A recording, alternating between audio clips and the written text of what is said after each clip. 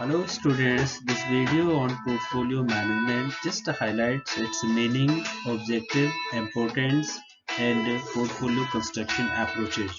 Markovitch model। मुझे उम्मीद है ये वीडियो डेफिनेटली आप लोगों को विषय को समझने में मदद करेगा।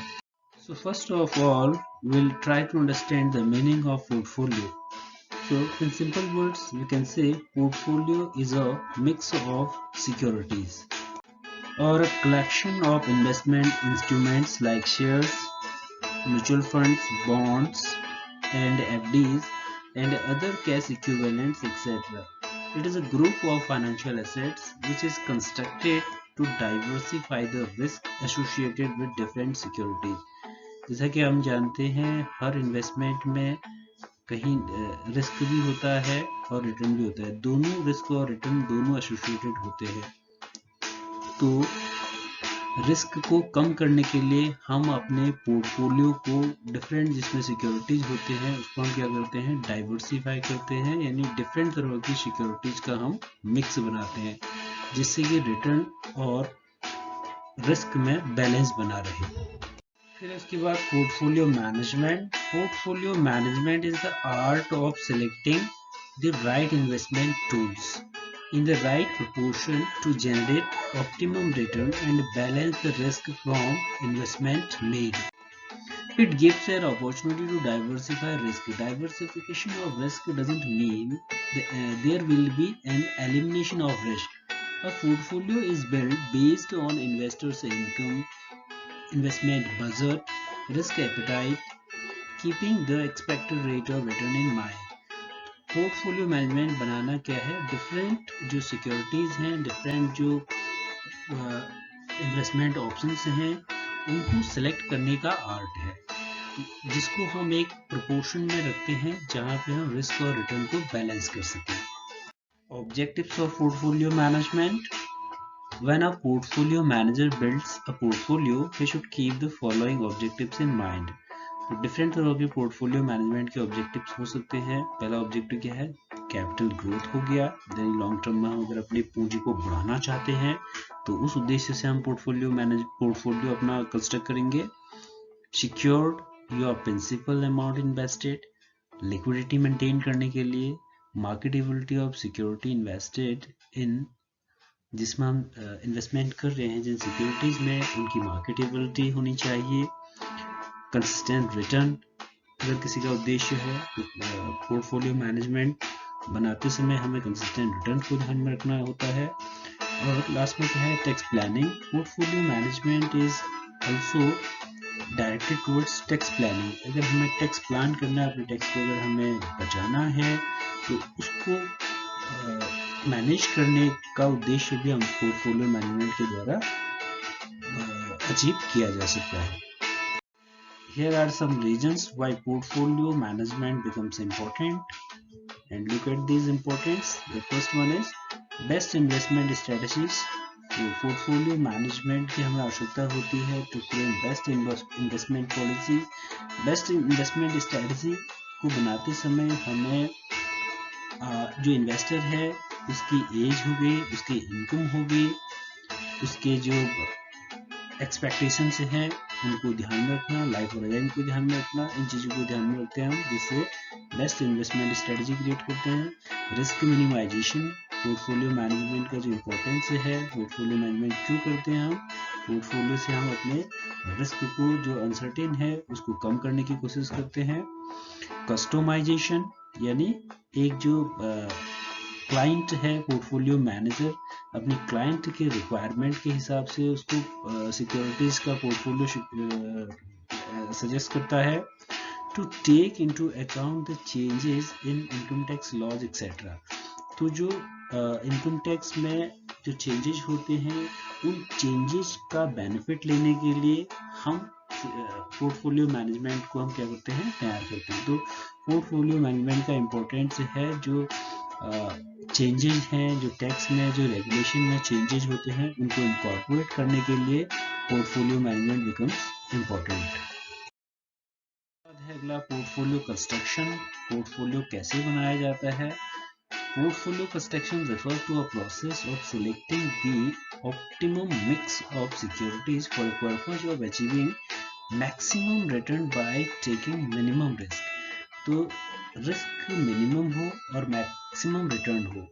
मेथड्स क्या हैं पोर्टफोलियो कंस्ट्रक्शन के? There are two methods of portfolio construction. One is traditional approach of portfolio construction and the second one is modern approach of portfolio construction. जो पोर्टफोलियो कंस्ट्रक्शन की जो ट्रेडिशनल अप्रोच है, जो परंपरागत approach है, उसमें हम पोर्टफोलियो बनाने के लिए इन चीज़ों को ध्यान में रखते हैं. सबसे पहले है analysis of constraint.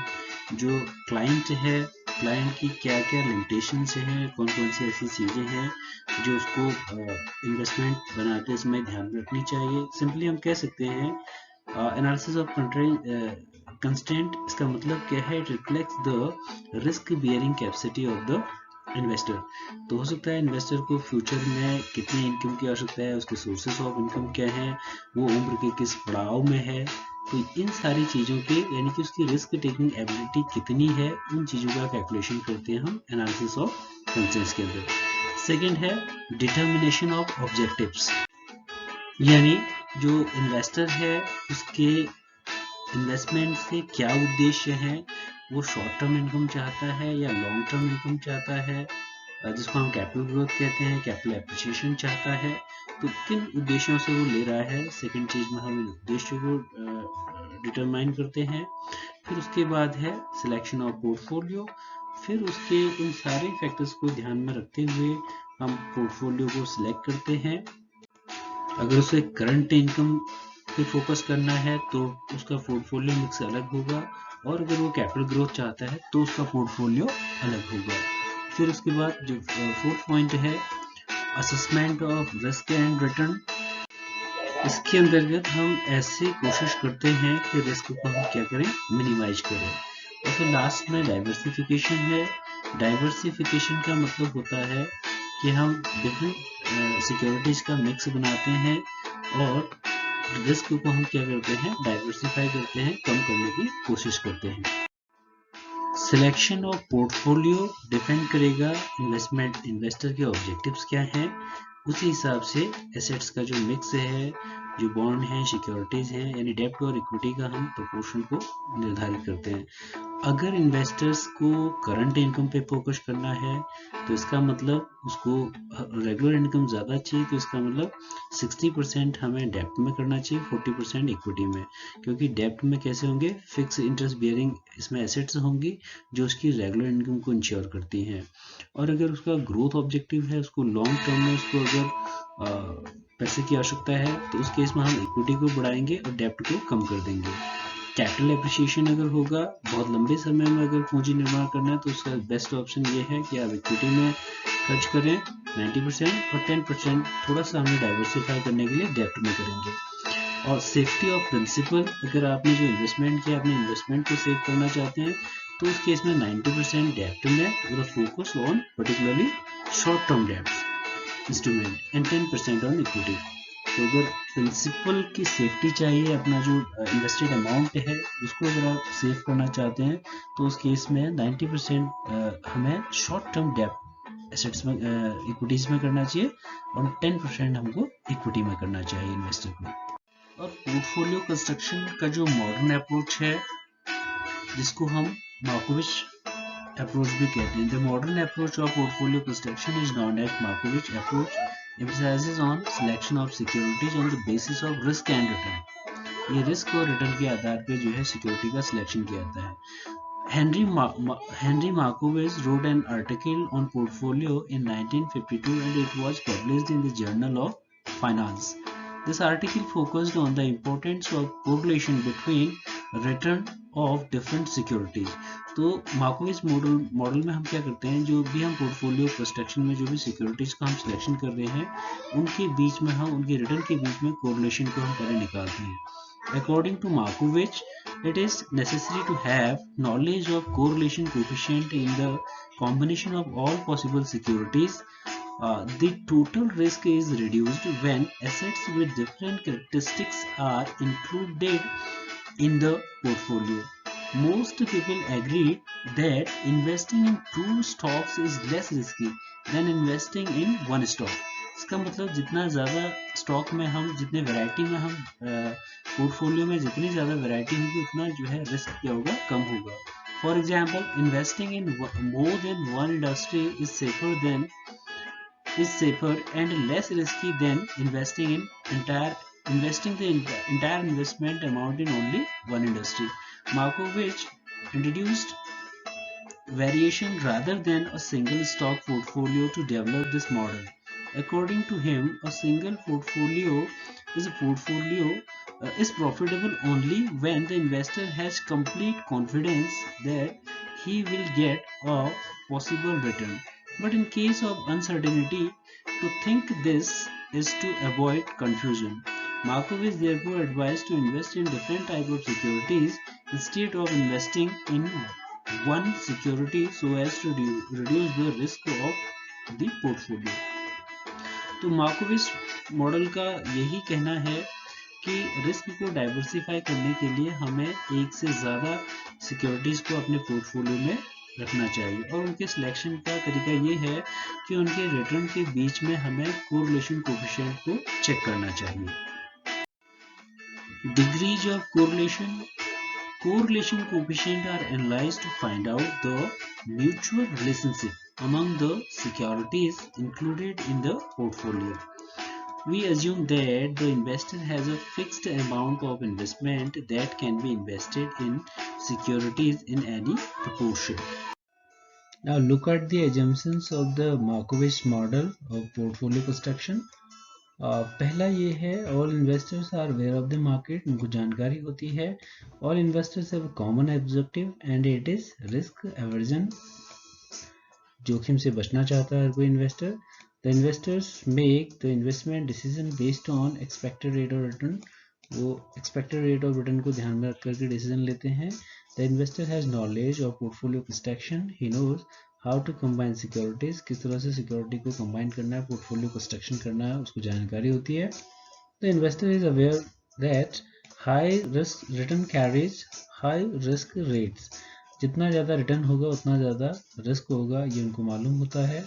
N investor can reduce his और her risk by increasing the investment in portfolio, तो रिस्क को रिड्यूस करने के लिए वो रिस्क को डाइवर्सिफाई करता है, इसके लिए वो पोर्टफोलियो कंस्ट्रक्शन करता है, यानी एसेट्स का एक मिक्स को वो सिलेक्ट करता है। The investor is aware of statistical methods like standard deviation, correlation etcetera, statistical tools की उसको जानकारी होती है।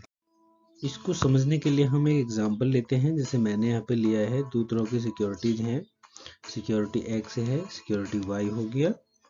अब इसमें आप देख सकते हैं सिक्योरिटी एक्स का जो एक्सपेक्टेड रिटर्न है इन परसेंटेज 10% है, और जबकि वाई सिक्योरिटी में जो रिटर्न है वो 20% है, और इनका एक्स में 25% इन्वेस्टमेंट है पोर्टफोलियो का और रेस्ट 75% बी में है। ये टोटल कितना होना चाहिए, 100% होना चाहिए। जो आपका इन्वेस्टमेंट है इन दो सिक्योरिटी में इस तरह से बांटा हुआ है।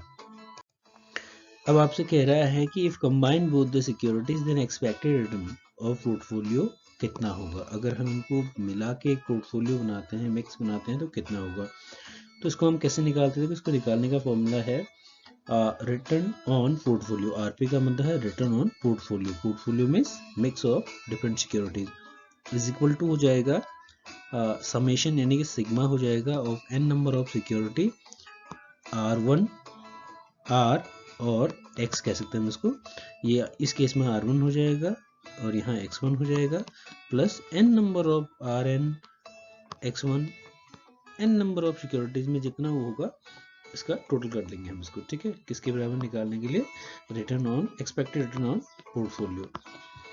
तो R का मतलब क्या है, R का मतलब है एक्सपेक्टेड रिटर्न ऑन सिक्योरिटी 1, जैसे इस केस में आपका इसको आप लिख सकते थे, हम RX लिख सकते थे फॉर एग्जाम्पल ना, सिक्योरिटी 1 में कितना है, और X2 का मतलब X1 का मतलब proportion of total portfolio invested in security 1। First kind जो ये इसको हमने सिक्योरिटी 1 कह लिया, इसको हमने सिक्योरिटी 2 कह लिया, इसमें कितना है, तो इसको हम रखते हैं, देखिए यानी expected return on portfolio RP is equal to हो जाएगा R1 कितना है, R1 means expected return on security x यानी 1 में कितना है 10%, तो हमने 10% को 0.10 रख दिया, और इसका पोर्टफोलियो में जो शेयर है इन्वेस्टेड कितना है 25%, तो इसको हमने ऐसे लिख दिया 0.25 प्लस कर दिया, यही सेम चीज़ इसके साथ कर दिया। इसको अगर हम जब ऐड करेंगे मल्टीप्लाई करके इसको जब हम करेंगे तो ये आएगा 17.5। तो इस पोर्टफोलियो, इन दो सिक्योरिटीज़ का अगर इन्वेस्टर पोर्टफोलियो बनाएगा तो उसका जो एक्सपेक्टेड रिटर्न होगा, जिसको मिलने की संभावना है, वो हो जाएगा 17.5%। तो इस तरह से हम क्या करेंगे पोर्टफोलियो बनाएंगे और उसका एक्सपेक्टेड रिटर्न को चेक करेंगे। Let's take an another example. देखिए इसमें क्या है, stock L and M have yielded the following return for past 2 years. आपको दे रखा है 15 और 95 और 96 के लिए एल का जो रिटर्न है वो फर्स्ट ईयर में 12 है, सेकेंड ईयर में 18 है, और एम सिक्योरिटी का जो है 14 और 12 है, ठीक है ना।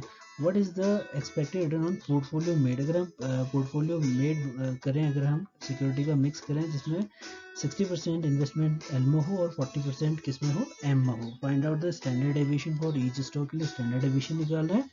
What is the covariance and coefficient of correlation between two stocks, L और एम के बीच में हमें आपको ये निकालना है, कोएफिशिएंट ऑफ कोरिलेशन निकालना है। What is the portfolio risk, और इसने पोर्टफोलियो रिस्क पूछा है, अगर हम पोर्टफोलियो बनाए 60 और 40 के रेशियो में तो कितना होगा। तो इसके लिए देखिए सबसे पहले हम एक्सपेक्टेड रिटर्न निकाल लेंगे दोनों सिक्योरिटीज में। एक्सपेक्टेड रिटर्न के लिए क्या हो जाएगा, सिग्मा आर अपॉन एन। तो आर का मतलब हो गया रिटर्न का टोटल हो जाएगा, सिग्मा मतलब समेशन। तो रिटर्न ऑन स्टॉक एल में कितना हो जाएगा, फर्स्ट ईयर में कितना है 12, सेकेंड ईयर में 18, तो this becomes 30 divided by 2 will be 15। तो स्टॉक जो रिटर्न है वो 15 हो जाएगा, और स्टॉक एम में ये आ जाएगा 13%, इसी तरह 14 और इसको टोटल करके ये आ जाएगा, ठीक है। अब हम निकालेंगे पोर्टफोलियो रिटर्न, यानी कि portfolio return R P is equal to कितना हो जाएगा, summation of n number of ये, और हो जाएगा आपका x1 r1, ठीक है ना। जहाँ x1 का मतलब क्या है पोर्टफोलियो में प्रोपोर्शन, और r1 का मतलब क्या हो जाएगा इसका जो एवरेज रिटर्न है, जो इसका रिटर्न है, ठीक है। तो इसको बनाएंगे, देखो यानी जो x1 है वो 60% है, l का पोर्टफोलियो में ये 60% कह रहा है, तो 60% प्लस रिटर्न के 60% प्लस 15 प्लस नहीं इंटू होगा, गलत लिखा है, r1 x1 होता है ना, इंटू 15 प्लस दूसरे का हो जाएगा 4, सेकेंड पोर्टफोलियो में कितना है 40%, तो 0.4, और इसका रिटर्न कितना है एवरेज रिटर्न 13 आया, ठीक है। तो इसको हम जब कर लेंगे तो ये आ जाएगा 9 प्लस ये 14.2%। पोर्टफोलियो जो बनेगा उसका जो एक्सपेक्टेड रिटर्न है वो 14.2%। अब निकालना हमें स्टैंडर्ड डेविएशन निकालना है ऑफ ईच स्टॉक का। स्टैंडर्ड डेविएशन निकालेंगे हम, ये फॉर्मूला अप्लाई करेंगे, standard deviation of L security के लिए निकाल देंगे इसको, ये करके वैल्यू रखते हैं इसमें। देखो R1 कितना है, फर्स्ट ईयर में कितना है 12, माइनस एवरेज कितना था, मीन वैल्यू कितनी है इसकी 15, प्लस अब सेकेंड ईयर का निकाल लो कितना है, सेकेंड ईयर में 18 है ना, 18 माइनस मीन वैल्यू 15 अपॉन 2, तो इसको निकालेंगे तो एल सिक्योरिटी का जो स्टैंडर्ड डेविएशन है वो 3 आ जाएगा। इसी तरह से हम एम सिक्योरिटी का निकालेंगे, तो डेट वैल्यू देखो कितना है 14 है फर्स्ट ईयर में, 14 ये रहा आपका 14 माइनस इसका जो मीन आया एवरेज आया वो 13 हो गया, प्लस 12 सेकेंड ईयर का जो एक्सपेक्टेड रिटर्न है वो 12 हो गया, तो 12 माइनस मीन से इसको डिवाइड कर देंगे, तो इसको सॉल्व करोगे तो 2/2 √1, और √1 की वैल्यू कितनी आ जाएगी, ये भी गलत लिखा हुआ है, तो ये आ जाएगा 1, ठीक है। तो फर्स्ट सेकंड का एम सिक्योरिटी का स्टैंडर्ड डेविएशन आ गया 1।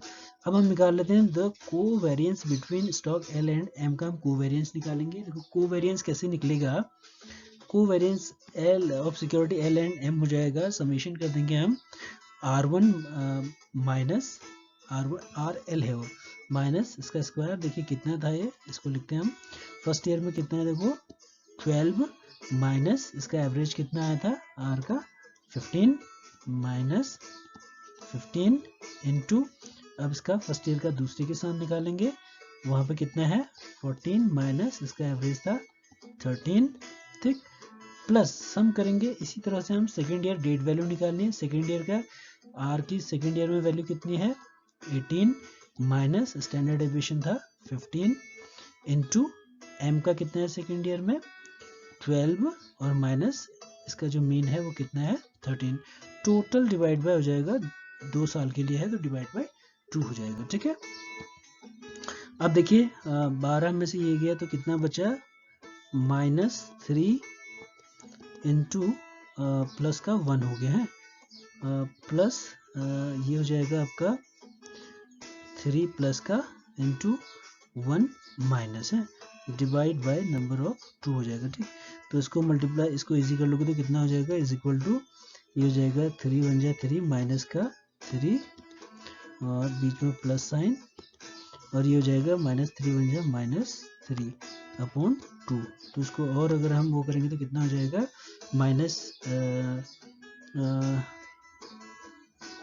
Plus into minus minus. ठीक है, तो ये हो जाएगा -3 अपॉन 2 और ये हो जाएगा इज इक्वल टू -6 अपॉन 2 यानी कि -3। तो जो कोवेरिएंस आ जाएगा बिटवीन L एंड M तो ये हो जाएगा आपका -3।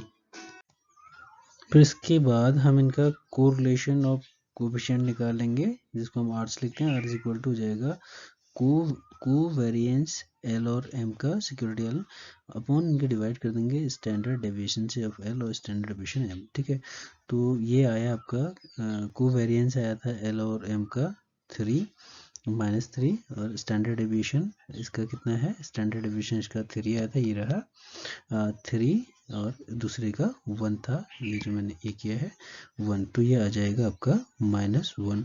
इसके बाद हम इनका पोर्टफोलियो रिस्क निकालेंगे और इसके लिए जो फॉर्मूला हो जाएगा वो हो जाएगा x1 स्क्वायर यानी x1 का मतलब क्या है इन्वेस्टमेंट का जो प्रोपोर्शन है यानी फर्स्ट में यहाँ पे फर्स्ट हमारा क्या है L है, तो L में 60% है तो 60% को हमने 0.6 लिख दिया का स्क्वायर और इनटू फर्स्ट का जो स्टैंडर्ड डेविएशन था वो स्टैंडर्ड डेविएशन कितना आ रहा है इसका 3 था स्टैंडर्ड डेविएशन ये रहा, तो 3 का स्क्वायर कितना हो गया इनटू 9 प्लस सेकंड में इन्वेस्टमेंट कितना है 40% तो 0.4 का स्क्वायर हो जाएगा और इनटू सेकंड वाले का स्टैंडर्ड डेविएशन कितना था 1 प्लस 2 ये इनटू इसका मतलब 2 इंटू x1 में कितना प्रोपोर्शन 0.6 लिखा है और इनटू x2 में 0.4 और ब्रैकेट में हो जाएगा r यानी r का मतलब जो कोरिलेशन कोएफिशिएंट है। ठीक है, ऑफ 1 एंड 2 ये जो r आ रहा है यानी r ऑफ r जो है ना r 1 and 2 r1 and 2 r1 and 2 थोड़ा सा यहाँ पे देखिए मिस प्रिंट हो गया मेरे ख्याल से, ये जो है r1 ऑफ 2 है ना r1 ऑफ 2 कितना है -1। ठीक है, यहाँ से देखिएगा इसको मैं काट यहाँ लिख रहा हूँ -1 और फिर है इनटू सिग्मा यानी स्टैंडर्ड डेविएशन 1 का कितना है 3 और इनटू स्टैंडर्ड डेविएशन 2 का कितना है 1, तो ये हो जाएगा। ठीक है, फिर तो इसको हम आगे और सॉल्व करते हैं तो ये हो जाएगा यानी कि इसका जो मल्टीप्लाई 0.6 स्क्वायर और प्लस ये आ जाएगा 3.24 ये इसका आ जाएगा 0.16 और इसका ये जो सॉल्यूशन है मैं यहाँ से लेकर के यहाँ तक का जो लिखा था वो मैंने यहाँ लिखा है, सब समझ में आ जाएगा। ठीक है, 2 इंटू x का जो x1 का जो प्रोपोर्शन है वो 60 तो इसलिए 0.6 लिख दिया, उसका 40 तो 0.4 हो गया और ये इनका जो था कोरिलेशन कोएफिशिएंट आया r की वैल्यू -1। ठीक है, उसका स्टैंडर्ड डेविएशन कितना था 3 और दूसरे का स्टैंडर्ड डेविएशन 1, तो ये सॉल्व करके आ जाएगा 1.44, तो -1.44 ये आ गया। ठीक है, तो इन सब का अगर हम टोटल करेंगे तो ये आ जाएगा 1.96 और 1.96 आ जाएगा आपका कितना 14, तो ये हो जाएगा 1.4 हो जाएगा ये, राइट। Thank you.